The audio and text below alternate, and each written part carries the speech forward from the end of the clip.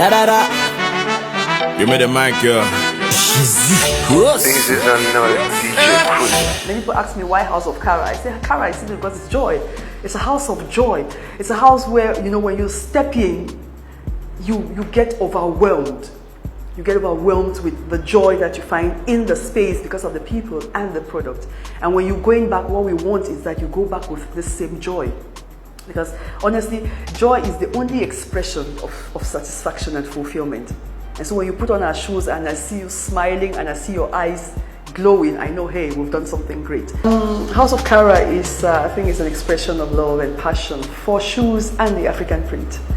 That's basically what a House of Kigha is. And our dream is we want to help strong women thrive. We want to help them to walk, to sit, to talk, and to laugh in a different way. And what we want to do is we want to use the bold colors of the African print to express that fearlessness, that confidence, that strength that is found in every woman. I think House of Kigha is an interesting story because, like I said, it's an expression of love and passion for two things. I love shoes and I love African prints. To me, the African print speaks a lot about the African continent, the multifacetedness of who we are as a people. And so when I sat one time, I think that was around 2010, 2011, I was looking for ways in which I could use the print differently, you know, not only in clothing, but in something else. And that's when that idea came to me. Maybe I could use the print to refurbish shoes. Back then, I was thinking about refurbishing, and so I started refurbishing shoes. First for myself, I think I still have a pair of shoes I did for myself in 2010, 11. I think I still have that shoe.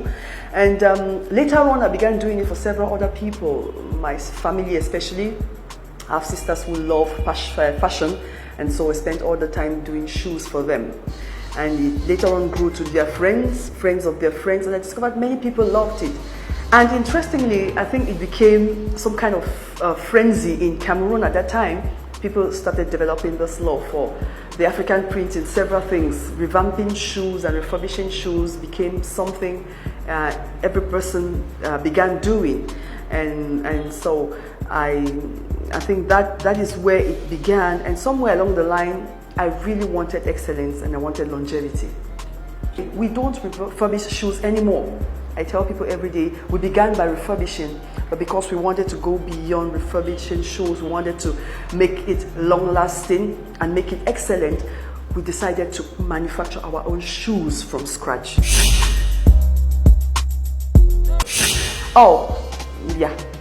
The choice of producing my shoes away from Cameroon, I don't think it's a voluntary choice because, like I said, I started by refurbishing, so I've had to work with several people who do shoes in Cameroon, and I really salute their job. They're doing fantastic jobs. I'm not saying they are not, they are really good. They're really good. But when it comes to shoe manufacture, we are yet to have a shoe industry in the country. We're yet to have manufacturers who can produce shoes at industrial scales or shoes that can compete at the international level. And so for me to get that quality, I had to take it away from Cameroon, though still handmade, but made by professionals with equipment and tools that can make the shoes last longer and look much more beautiful.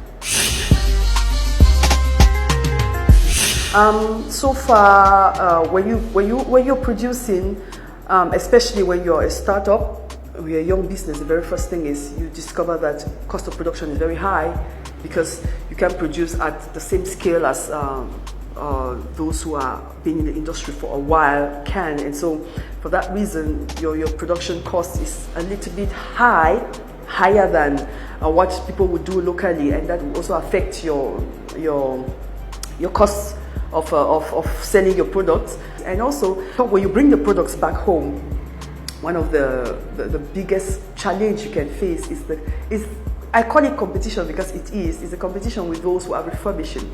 That's a very big challenge because those who refurbish shoes and those who make shoes are two different categories, and people don't yet understand the difference. That's really a very big challenge in our market, to convince people that what you're producing or what you're offering them is of higher quality, is of higher value, and so they have to pay the value of the product.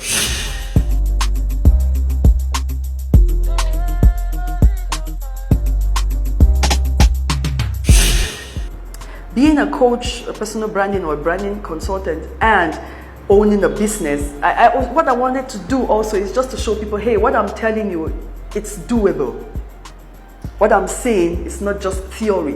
When you apply it, it works for you. And so that's it.